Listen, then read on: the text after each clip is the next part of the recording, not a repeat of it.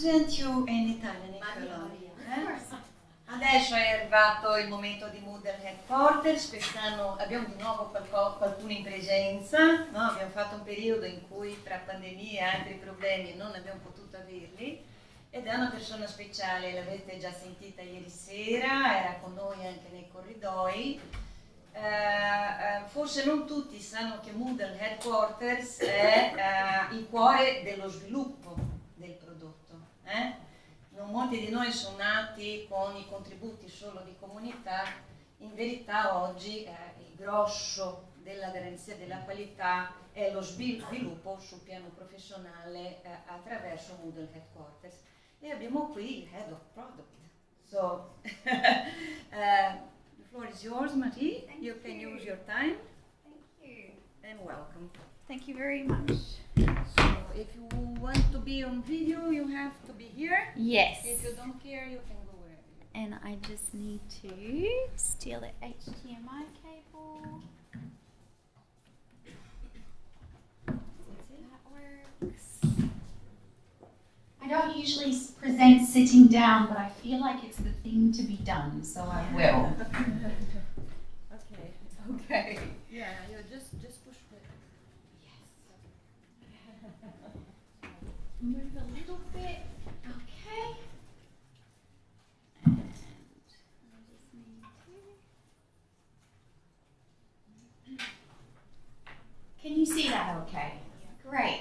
Well, hello everyone, and thank you so very, very much for being here at MoodleMoot Italia. I wanted to say a massive thank you to Paula and Giuseppe, but I have to say specifically Paula, who has been looking after me so very well since I've arrived. So thank you, and thank you for putting this event together to the IM committee. The fact that we're all here today is thanks to you, so well done guys.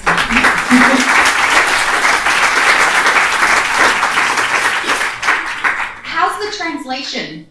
Yeah, is it good? Is it helpful? Great, okay, excellent. So, well, firstly, I'm going to start by saying hi. I am Maria Short. I am the Global Head of Product at MoodleHQ, and I am a product manager by trade.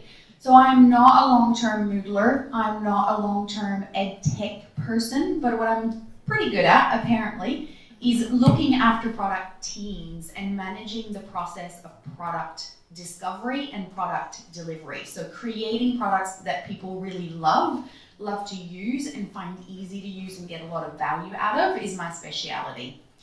I was born in Quebec in Canada. That is me. I think I'm about 18 months old there. In Montreal actually, but I grew up in Quebec. And about 25 years ago, I moved to Perth, Australia. My dad is a retired university professor, and so he moved with his job and we went to Perth. He started working at a university called Curtin University. And there I met my husband. That's him there. His name is Greg. And so I've stayed there forever. I haven't gone back to Canada since.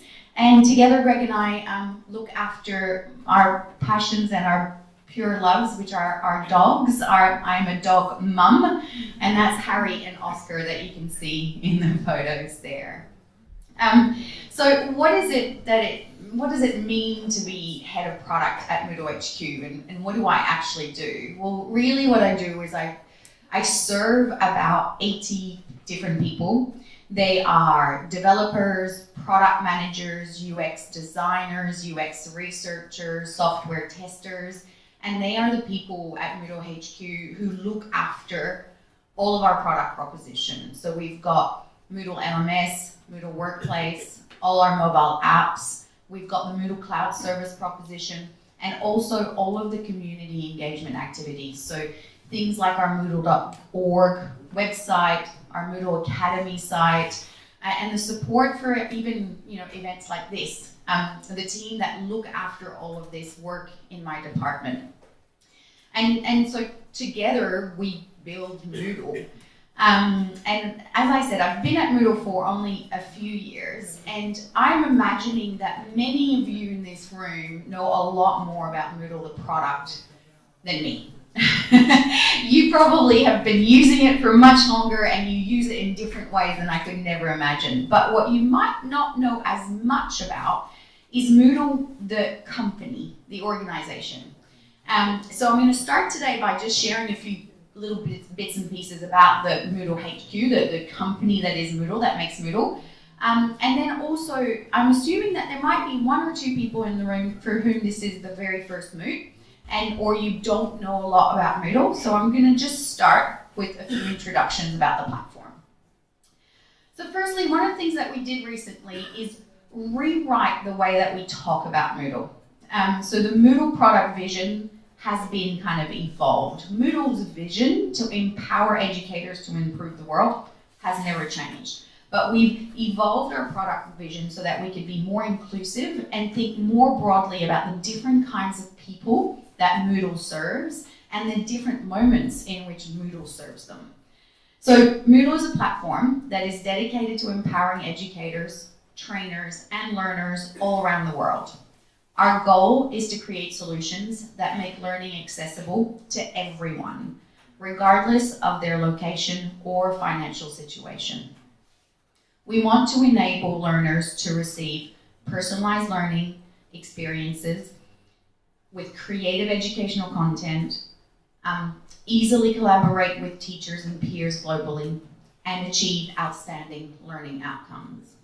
Our aim is to cultivate a love for learning, fostering a community of lifelong learners who are equipped to succeed in our ever-changing world and active participants in making the world a better place.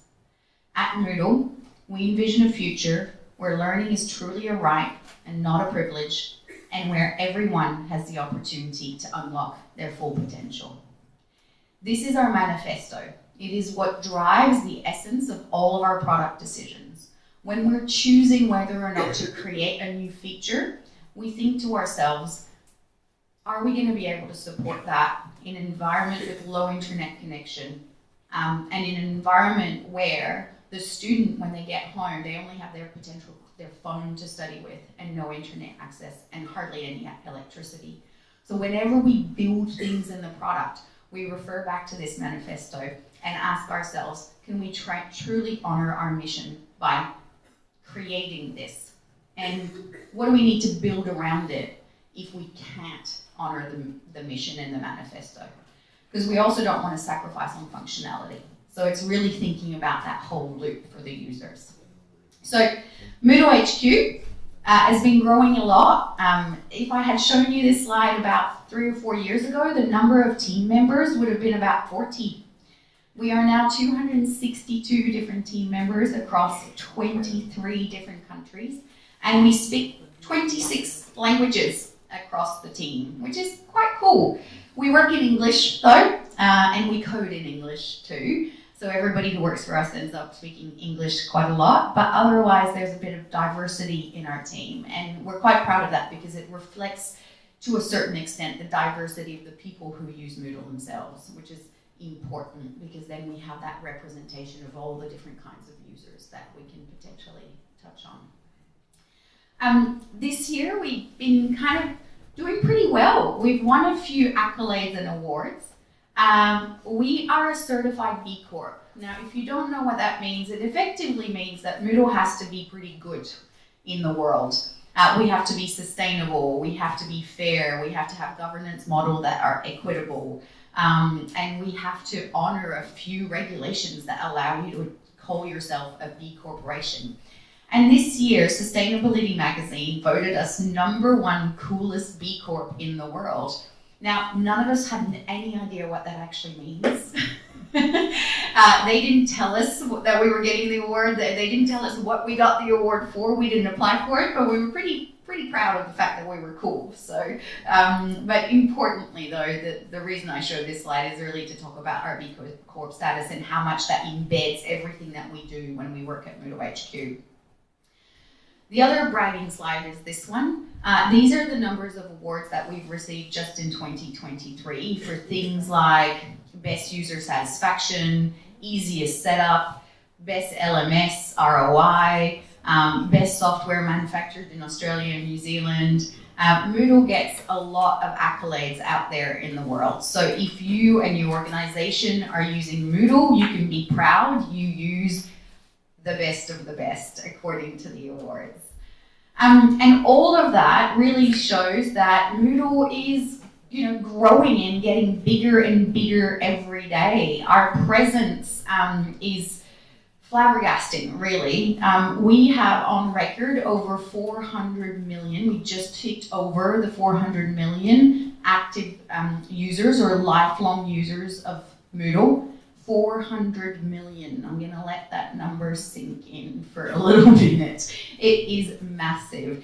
And to be fair, this is just the number of registered implementations across Moodle.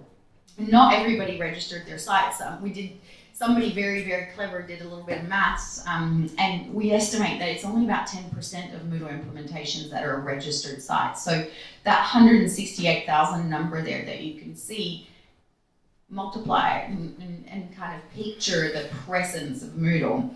And in Italy, what does the number say? In Italy, we have 4,530 registered Moodle sites. So imagine again, if it's just 10%, we're more talking about 40,000, right? So by the way, if you have registered your site, thank you. This data is incredibly valuable to us. And if you haven't registered your sites, please do. We can use the information. And actually we do. We use this data to help us make technical decisions about the platform. So for example, we are currently debating whether or not to retire support for Oracle databases. One of the things that we do to decide whether or not we're going to do that is check how many people have an Oracle DB as their Moodle backend. Of the registered sites, we can find one. But if your site isn't registered, we won't count you, and we won't know how important it is for us to have a conversation about, hey, what would it mean to you if we stop supporting this particular technology? So we encourage you to register your site. And just two quick final slides about Moodle the business. This is Moodle's market share in the higher education market. You can see that we are market dominant everywhere except North America. Europe, where we are, at 71%. So if you basically have gone to university in Europe, there's a 71% chance that you've done it using Moodle, which is pretty incredible, really. But higher ed is actually not where we've gotten most of our growth in the last few years. And this next chart is really kind of shows you a little bit about how Moodle is diversifying beyond the traditional space that we've worked in, which has been that really strict education context. And the bar in orange is the revenue driven by Moodle LMS over the last 4 years. And the bar in blue is the revenue that's been driven by Moodle Workplace over the last 4 years. Moodle Workplace is most often implemented in the corporate and government sector. It's not true to say, because we do also have quite a few universities around the world that use Workplace now. But you can see that our growth in the last few years has really come from that government and corporate sector. And that can be confronting if you're in a university context, but actually it's really, really good news. It means that there are more and a wider variety of people who are using Moodle out there in the world. We're getting more and different revenue coming in supporting the Moodle project. And that means investment in development and long-term sustainability for the platform. So it's really kind of, and it kind of talks to where the future of Moodle is going and sets us up really well for the future as well. And so that's really what I want to talk to you more about today than MoodleHQ and the corporation. And it's the Moodle Product Vision. So what is the future of Moodle the product? Where do we want to take it? What do we think is important? And where do we want to invest our focus and our time and our development effort in terms of making Moodle even greater than it is today? So that's like the kind of key focus area for the presentation. I'm then going to talk a lot about some future trends, which are can be summarized with the letters A and I. We know it's all about AI today. And then I'm going to a few things of you, actually. I'd love to ask this audience to stay part of this conversation long after the event as well. So, the product vision. We all probably know, if you've been using Moodle for a little while, you know that Moodle can be transformed into beautiful learning experiences. The picture that's on the slide is a course from a professor in Germany, or a teacher, I should say, in Germany called Frau Speckner, Mrs. Dunja Speckner. She creates courseware for the K-12 sector in Bavaria. And this is a beautiful example of the courseware that she creates. It is teaching young kids, like 8-year-olds, how to program in Python, which I'm like so flabbergasted by because I know I can't Python. And she does so by using Moodle straight out of the box, as it is offered to her by the platform, which is maintained by the Bavarian the Bavarian Ministry of Education and Culture. And they offer a platform called Paves, and she can do amazing things on it. So she kind of changes the course context by embedding HTML in the text and media sections of the courses, so it's very easy for her young students to access all of the activities and really engage with Moodle straight into the interface. So Moodle can do amazing things. It can also be shaped into really modern course experiences for the more discerning learners that we're all facing into these days. This is a course theme, actually, that's been created by a developer called Schultz. Stefan should be here later this afternoon, actually. I don't think he's here just yet.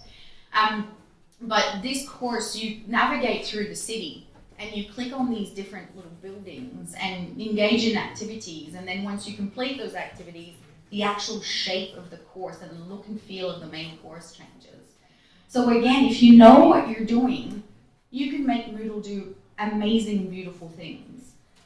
But the problem that we face often is that too many people still don't know that. Now, you guys in this room probably do know that, but the rest of the world out there doesn't necessarily know that. And we often get feedback on our surveys that the user experience in Moodle is not quite as good as it should be. And it doesn't look as cool and modern as other platforms. And that's an issue because it's then more difficult for everyone who loves and understands Moodle to sell its value. So we at MoodleHQ, we need to understand that and try and help. And so that's why in our product vision, our number one theme in terms of where we want to focus on development is actually unlocking creativity. So we aim to empower educators and learners to shape their learning according to their own imaginations and aspirations.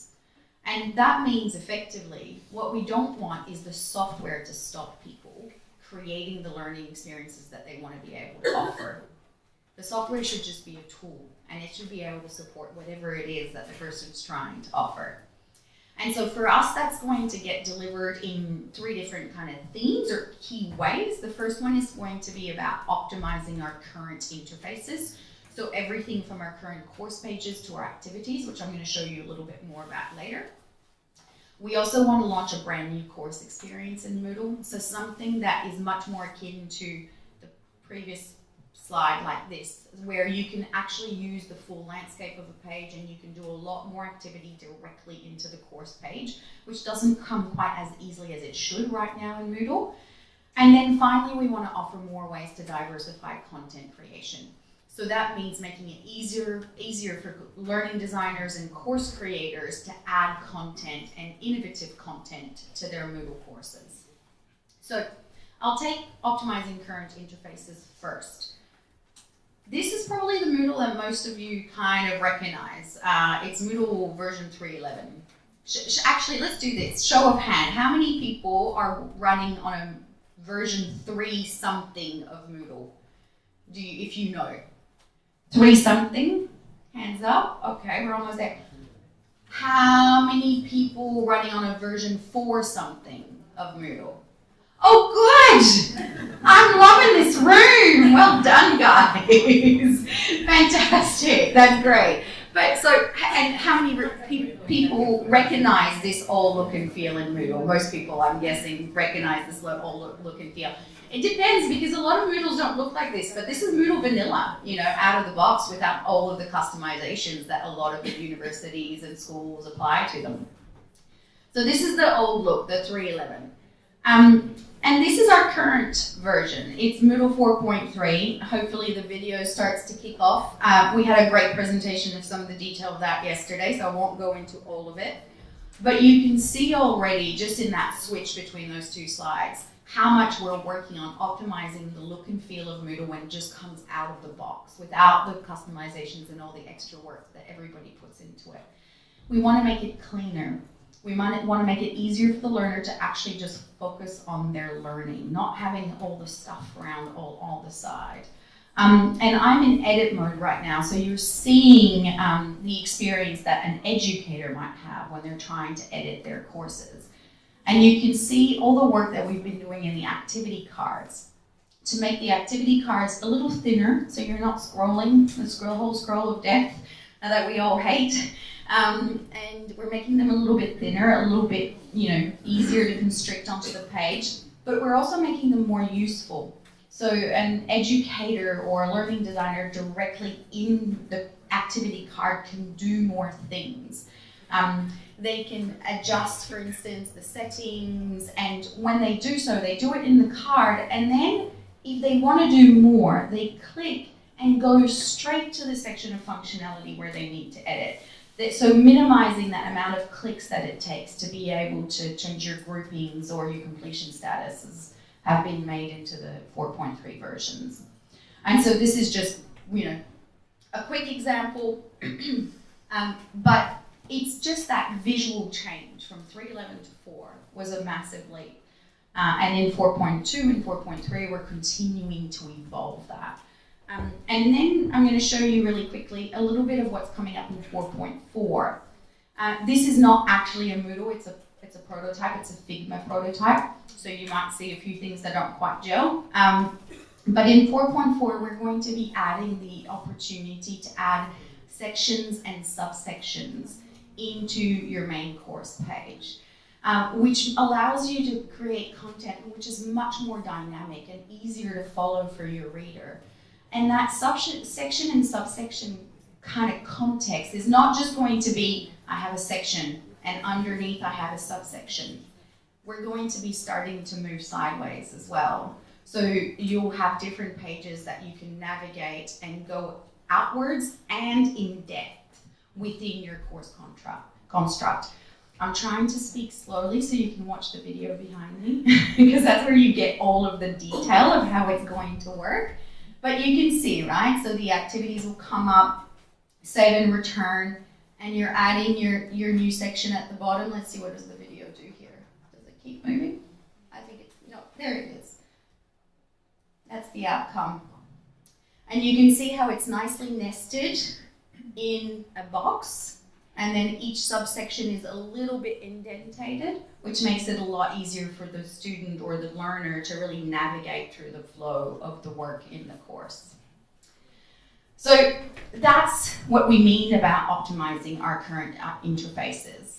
But it's not just the actual course that we're going to be working on. Each of the activities, we're going to slowly pick them each up again and give them a little brush off and a little dust off and evolve them.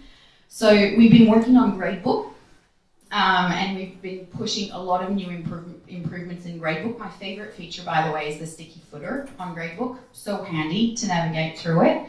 But next we're facing into assignments. Let's be clear. Moodles are used for quizzes, assignments, and grading, mostly, right? So we've got a lot of work happening in Quiz and Question Bank, thanks to an amazing community-driven project. One of its architects is sitting right there, Mr. Luca. And so there's a lot of improvements happening on Quiz and Question Bank in the community. So MoodleHQ has decided to focus on the second biggest use activity, which is assignments. And so we've been doing a lot of unpacking to understand what do people love about assignments today and what do they not so love about it? And there's a few things. And we're going to be making assignments a lot easier to use, a lot more intuitive. And I think we've zeroed into trying to address some of the grading UI first, which seems to be one of the biggest pain points that our users have today. But once we do assignments, we're going to just keep on ticking. The next big one's probably forum, and then there's a few more that'll roll off the pipeline as well. So as you can see, our roadmap kind of continues in terms of optimizing interface for a while to come. And don't ask me when later still is, we don't know. That's why we say later still. Because you never know, right? But that's currently, this is the sequence or the priority of things on which we're going to work on. And then we also, as I said, have a couple of other pillars. So here we have some of the elements that are coming in on the roadmap to help us launch that new course experience in Moodle. That block-based editing theme is really that how you can, what that means on our roadmap is that new course experience. And also a lot of new things coming up to help with content management and adding content to your course. And I'll show you at the very end some of what we believe we should be able to launch in 4.4 which is some of the AI-assisted content editing support as well.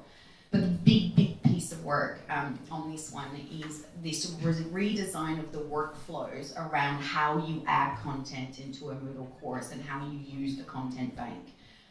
Because at the moment, to use content bank, you have to exit your context, create your content, put it in the content bank, and then come back into your content, which quite frankly makes no sense, so we want to try and rethink that a little bit. And so that's coming up as well.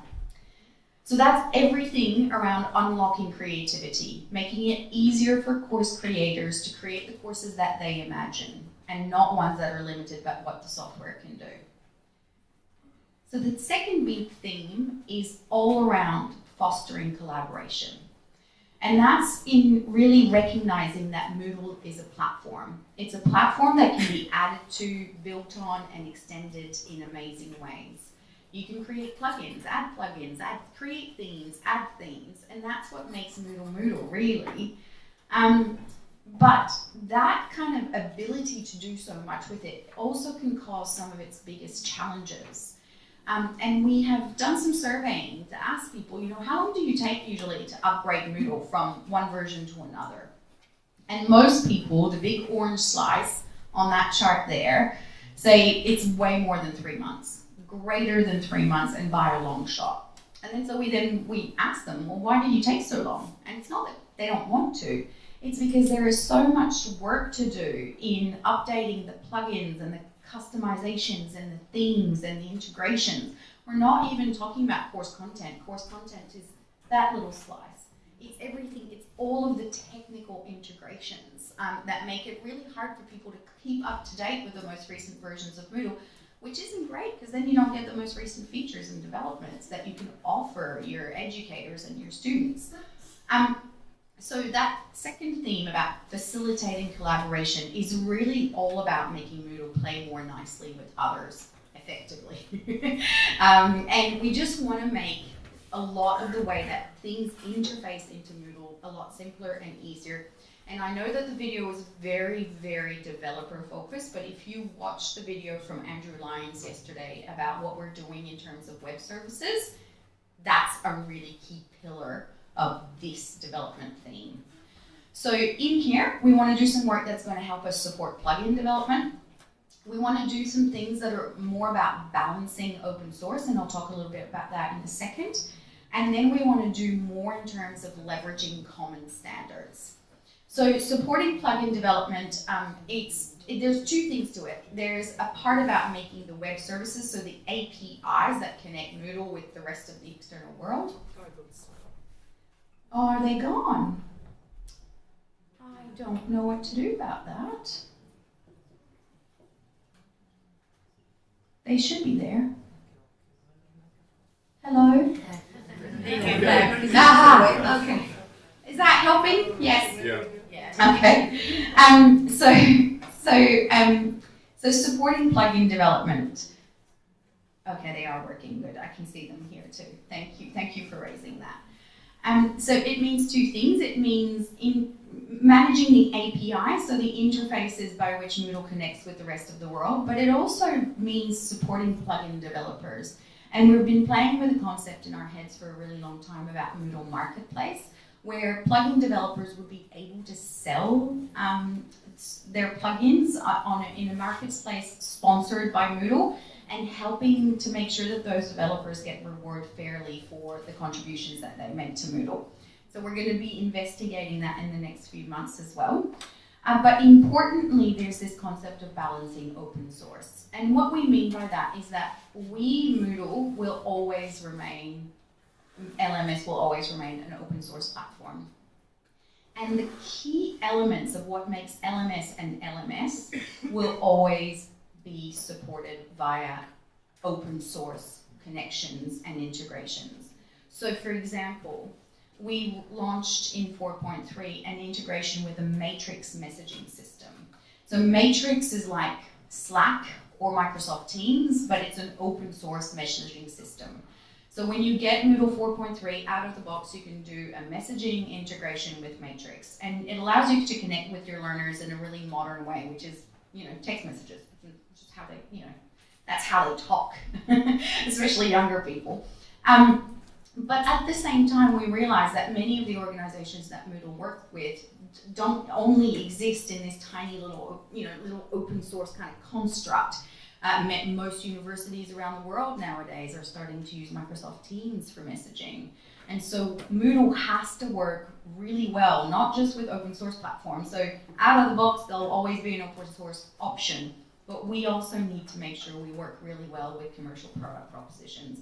And things like Microsoft Teams have been considered. So in 4.3, Matrix comes with an easy integration. But in 4.4, we're going to make integration with Teams even easier. And even in 4.3, we've already made that integration with Teams easier than it was before. Because we know you just can't always do it one way. And so that's kind of what we mean with supporting plugin development and balancing open source. And in terms of leveraging common standards, at the moment it's all about LTI. And we're going to look at other common standards in the future as well, including things like QTI and open badges. But at the moment, what we're really working on is making the use of LTI tools within the Moodle platform a lot easier to do. So you will see some enhancements that we talked about yesterday in just being able to add an LTI tool is a lot easier in 4.3. And in 4.4, we're going to do things like allow you to use LTI tools in more different places, including within the text editor.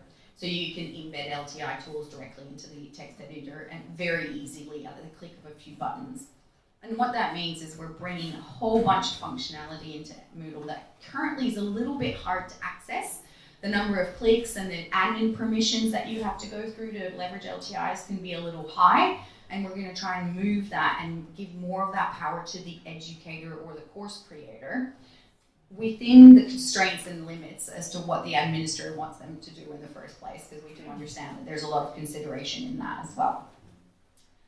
So that's the second theme, that this concept of facilitating collaboration, making Moodle play more nicely with others, and using these standard integrations so that things don't break when you upgrade your Moodle. The third theme is all about optimizing outcomes. And this is really like the whole game in LMS, isn't it?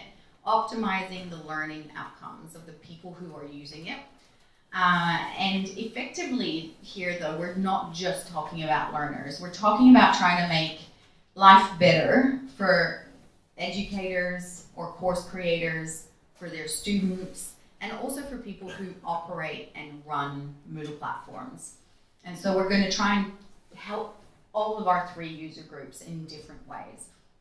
So for educators or people who create the courses, because we know that that's not always the same person, by the way, so I often sometimes struggle to figure out how to talk about them. So course creators seems like a nice way to think about it. But for them, we really want to try and do things that will help them save time, save rework, target their efforts, and better engage with their learners.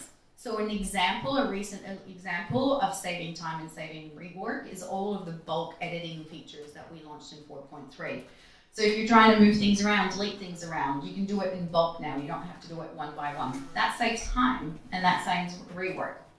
And then in terms of targeting their efforts and engaging learners, we're really deep diving here on further or more enhanced analytics capabilities directly out of the box so that teachers can actually access insight and information about their learners in an active way and use that information to better engage with their learners. And a really good example that we hope will be coming out in 4.4 is if you happen to be using Big Blue Button, which is the video conference interface, there will be information. So you're in the class, you're engaging with your students over Big Blue Button, and as a teacher, you'll be able to see, this little student that's there, he hasn't turned in his assignment.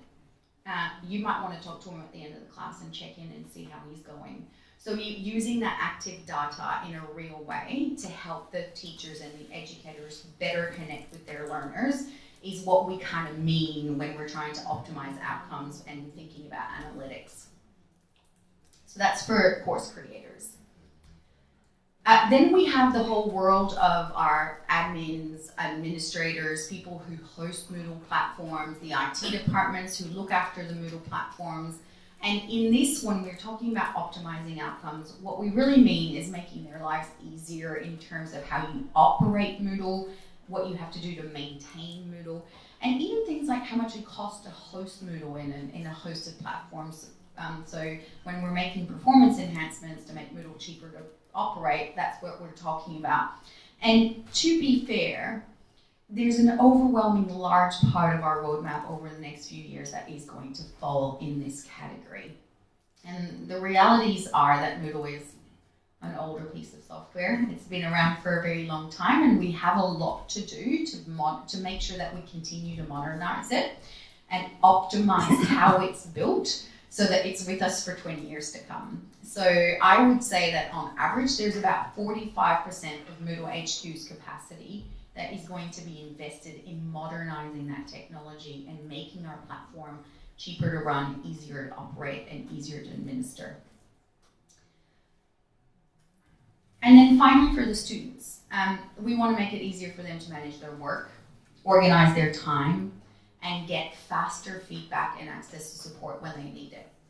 And we do believe that AI is not just going to play a role in content creation, because I think that's kind of like the easy or obvious path, but we actually believe that AI is going to have a huge role in this section of how we might optimize outcomes for students. And there's a lot of concern around that and a lot of questions around that. And so this kind of leads me to the next phase of the conversation, which is to talk about our future trends a little bit. And I'm going to start off with a quote, or a couple of quotes actually, from, who knows Martin Duviamus? Who's met Martin before? A few people? Okay, good. So Martin is the founder of Moodle. He invented it out of his own little head and then kind of shared it with the world, and then the world made it what it is today.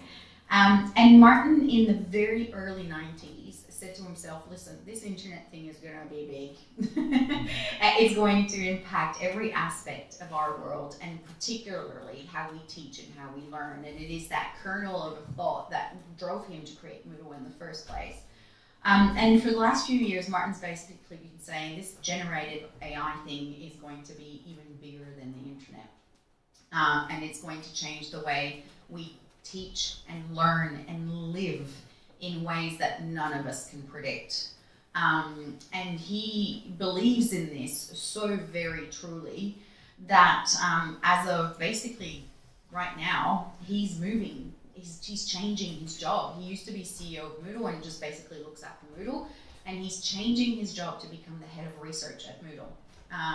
And all this time is going to be dedicated to understanding how AI is going to impact our world of education, our world of edtech, and seeing how he can ensure or help drive it in a positive direction, in a direction that is open, not governed by the big corporation, and supportive of real transformation using AI, and not some of the doomsday predictions that you could see happening if it does end up being governed by the big corporations. So Martin's going to be our head of research, and we've got a new CEO starting in probably mid-February. His name is Scott Anderberg. You can Google him on LinkedIn if you want. I've only met him a couple of times. I actually have an appointment with him at 2 p.m. this afternoon, so I've got to be on my best behavior. But so Scott's going to come in and kind of run the corporation that is Moodle, and that will allow Martin to really focus on all of his efforts on understanding AI and the impact on EdTech. And so, Moodle's already AI ready. You can leverage the power of AI with Moodle right now. We have plugins in the plugin database today that are available. You can embed an OpenAI chat block into your courses. You can use AI to convert text into questions. You can use AI to detect plagiarism. You can use AI to detect the use of AI. There is so many different plugins already. I've only pulled out the 5 big ones that a lot of people are talking about that seem to be really popular, but I think at last count there was about 15 different ones, and there's 2,000 plugins in the database, so I can't keep track of all of them, but they are growing every day. So if you want to leverage, if today you are comfortable and you want to leverage the power of AI with Moodle, you can through the plugins. That's really important to talk about, because you will see sometimes some of our competitors make these big announcements. Woohoo, we've got AI coming. Well, guess what? Moodle already has it. Sit back down. So there's a lot of happening. But MoodleHQ itself also wants to develop its own Moodle-sponsored AI capabilities. So we've been working on some prototypes. We also believe we can launch this in 4.4. I'm going to try and talk a little slowly so you can watch the video as well. But the video on the left is showing you how we were thinking about leveraging AI to help add content to a course. So this particular example is a very simple one. It asks the AI to write a short course introduction on cloud computing, and the AI then writes that short course introductions, populates it into the text editor. The course designer has the opportunity to edit that content and change it as they see fit, and then submit that so they don't have to start from scratch and do it. What happens today is people do the same thing, except they leave Moodle, they go into ChatGPT, they put the information into ChatGPT somewhere where we don't know where it goes, and then they come back in and paste it into their text editor. And what we're really trying to do is bring that into the Moodle interface itself, so we don't have to go in and come back again. And then the other one here, this is a really early mock-up, so it's probably not a 4.4 thing. That we think we can do by 4.4. This one, we're still kind of working on it. It's things like an AI assistant. I'm going to try and move a little bit. So, for instance, you might select this and it will say, hey, can you summarize this for me, this text? Or can you translate it to me? Or can you explain it? Again, explain it to me like I'm 5, because it's very complicated and I don't actually get it, and I'm not sure that I just need a little extra help. Or you might answer some questions, but the little learning assistant would kind of pop up and enable that learner. So when I was talking about optimizing outcomes from the learner, enable that learner to use AI to help them learn, but within the context of Moodle. Because they do this anyway, right? But the difference when you don't do it in Moodle is you don't get the information about that if you're the educator. So if 50% of your students select a portion of your course and say, explain it to me like I'm 5, I don't understand it. As an educator, that's really valuable information, because it tells you, oh, I actually probably need to recut that. Maybe I need to put more pictures, or maybe I need to explain it in a different way. And right now, all that information is getting lost because the student's doing that, but outside of the Moodle context. And so we want to try and bring that into Moodle. So yeah, 2 different examples of how we're planning to bring AI into Moodle. But importantly, we're going to do that carefully. So the actual, do you want, yeah, there we go, photo. 1 second.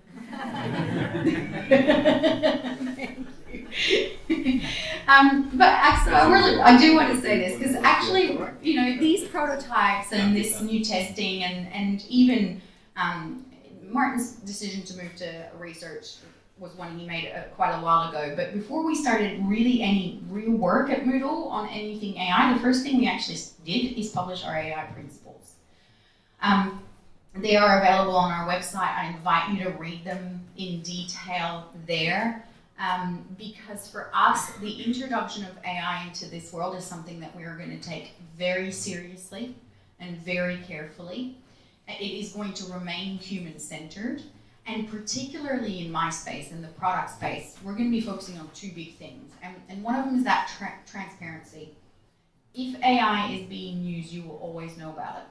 We will call it the AI assistant. You know, we're not going to try and call it anything different. But even more deeply than that. If AI is being used or suggested for use within the product, it will always be known and tagged as such, even in the source code. So that's number one. Number two, it will always be a choice, configurability. So today, the AI plugins that are available, it's a choice, you're choosing to put it in. When we move to MoodleHQ develop functionality, there will always be, do you want this on or not? There will always be a box that you can tick and say, I don't want this in my world, and make it go away. Or, I do want it in my world, then I want it here. So for us, that's how we have to think about it when we're building the product. And then there's obviously everything that we can do about ensuring better data protection, which is actually really, really hard. So it's a big statement. And you know, there will be moments where we're going to have to acknowledge that actually there may be a risk, but again, it's transparent and it's a choice that we're going to be offering to people. And then the last point is probably really worth mentioning, which is the concept of education. And that's really about teaching people about AI very, very broadly, but including our own staff. So we have training programs to our own staff within MoodleHQ to better understand the impact of AI and how AI works. But also Martin's going to be spending a lot of his time wandering the world and talking AI to people and talking AI to people in the world of EdTech through his other organization, Open EdTech. So we're going to invest in educating people about AI as well. So that's the future. It's not actually that far in the future. 4.4 is coming out very soon, but that's where Moodle stands on AI. And I do actually invite you to read the principles on the website because they will tell the story a lot better than probably what I just did. Okay, so for some final thoughts, the first thing I would like to raise is that I've just painted you a long-term vision for the future. And we will ask a little bit of a favor of you all, which is to stay with us.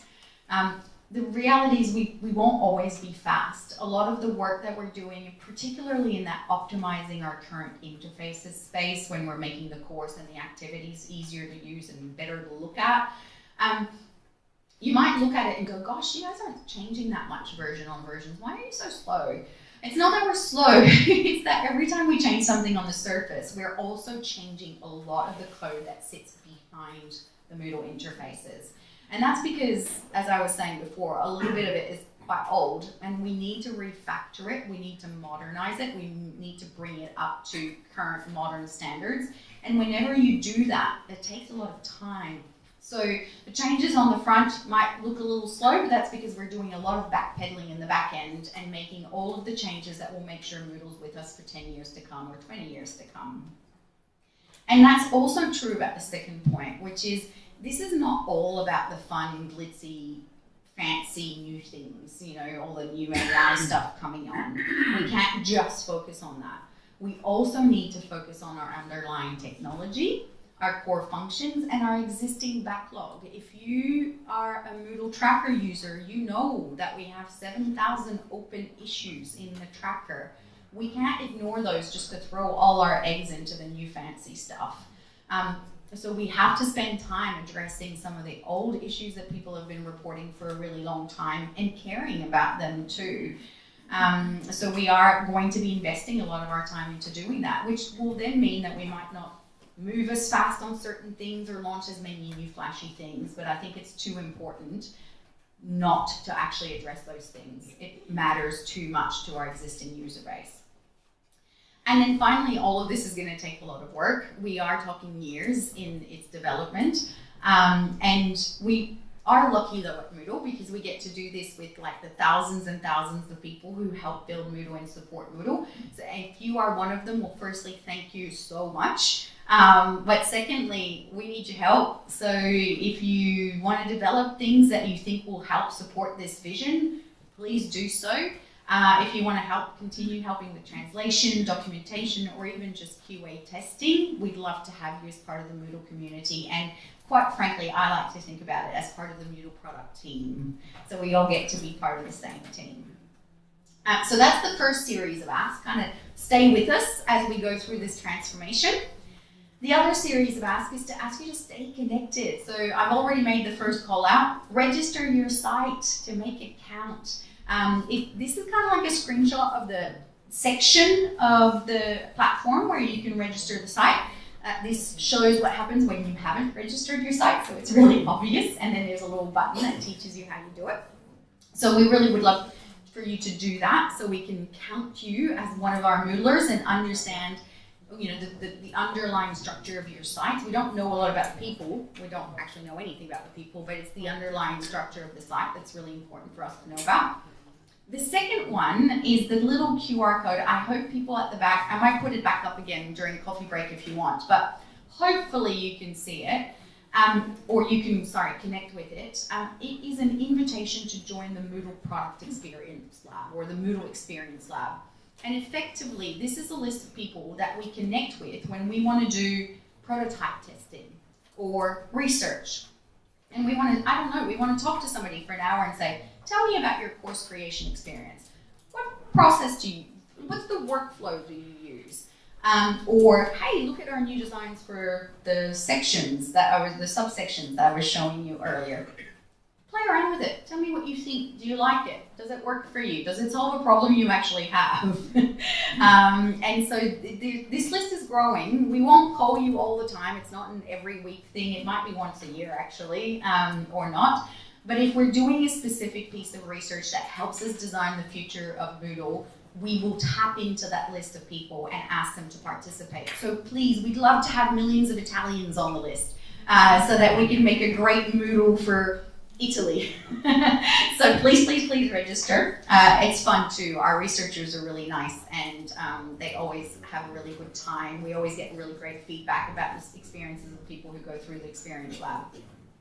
And then finally, subscribe to the newsfeed on Moodle.org if you are not already. I issue out a note about every three to 4 weeks. I'm overdue for one now because I was on a plane. And effectively what we do in that is something that I call the Showcase Shorts. And it's little snippets of what we're working on. And our team does something which we call a showcase every 3 weeks. So we work in sprints. It's an agile software delivery methodology. And at the end of every 3 weeks, the team gets together on a big call and shows the work that they've completed in the last 3 weeks. And we record that. And then I take little snippets of that and publish them in the Showcase Shorts so that every Moodler who wants to see what we've been doing and where we've been taking the platform can see it happening in real time. So we'd like to invite you to actually read the shorts and watch the videos and then let us know what you think about the new things that we're developing. And then probably the next one is to stay upgraded, although with the number of hands up earlier, I don't think I need to tell this audience too much, but we are releasing new versions of Moodle every 6 months now, and on the clock. I don't let the teams get away with being a day late even. So it's every 6 months and we've got all of the dates already noted.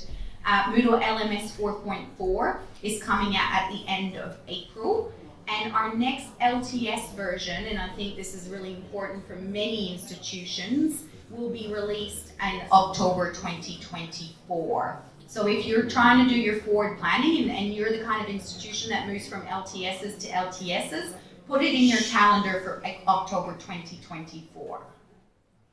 And then finally, last big request. I know this is a big one, but if you could come and join us at the Global MoodleMoot in Mexico, I'd love to see you there.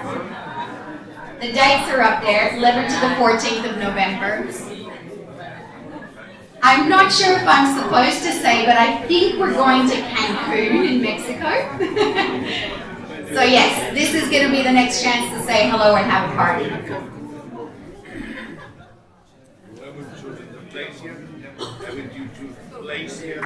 Cancun, I think.